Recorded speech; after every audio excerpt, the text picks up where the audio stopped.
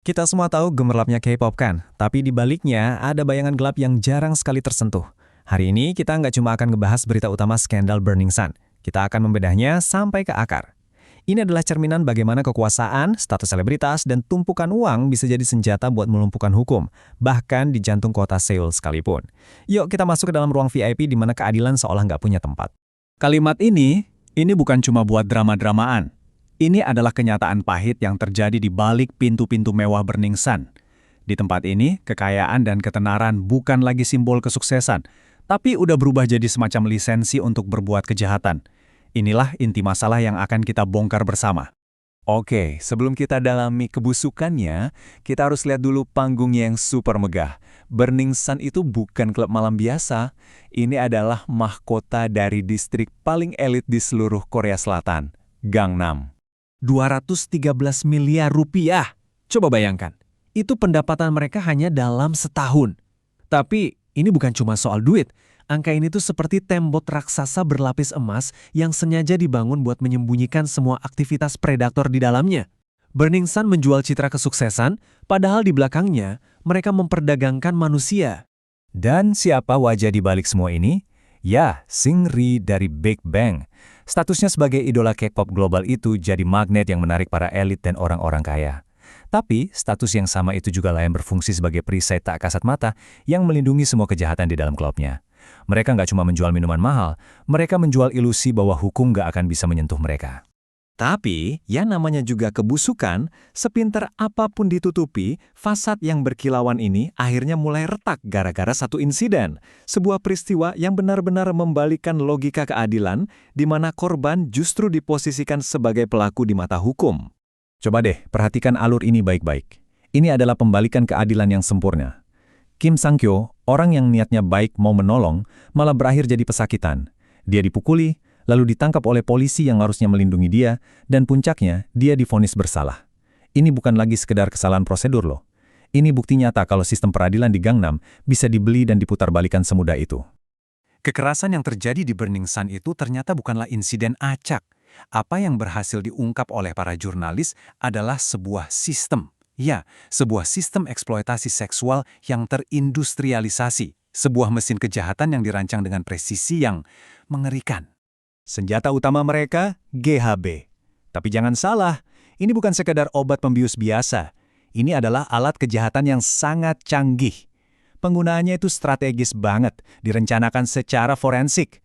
Korbannya dibuat amnesia total, nggak inget apa-apa. Dan obatnya lenyap dari sistem tubuh dalam waktu kurang dari 24 jam. Ini adalah pemerkosaan yang dirancang secara sistematis biar nggak akan pernah bisa dibuktikan di pengadilan. Dan di dunia digital, kejahatan mereka ternyata jauh lebih menjijikan. Grup obrolan Kakao Talk ini bukan cuma tempat mereka berkoordinasi. Ini tuh panggung digital mereka, tempat mereka pamer dengan berbagi video ilegal molka, menjadikan eksploitasi seksual sebagai perekat pertemanan mereka. Menyakiti perempuan seolah jadi ritual untuk memvalidasi maskulinitas toksik mereka. Kejahatan dengan skala sebesar ini, serapi ini, yang nggak mungkin bisa berjalan sendiri tanpa perlindungan. Nah, sekarang kita beralih dari para pelaku ke para fasilitator mereka, aparat penegak hukum yang korup. Nama kuncinya, Inspektur Senior Yon. Dia adalah perwujudan dari simbiosis iblis antara selebritas dan aparat. Kehadirannya di grup obrolan mereka itu bukan sekedar koneksi biasa, itu adalah sebuah jaminan. Jaminan bahwa apapun yang mereka lakukan, sekeji apapun itu, mereka nggak akan pernah tersentuh oleh hukum. Disinilah letak pengkhianatan terbesarnya. Di satu sisi, kita punya gambaran ideal tugas polisi, melindungi dan melayani. Tapi di sisi lain, kita lihat realitasnya. Polisi malah menangkap korban, dan bukti-bukti penting tiba-tiba hilang. Ini bukan lagi kegagalan, ini adalah penegakan hukum yang diprivatisasi untuk melayani kaum elit.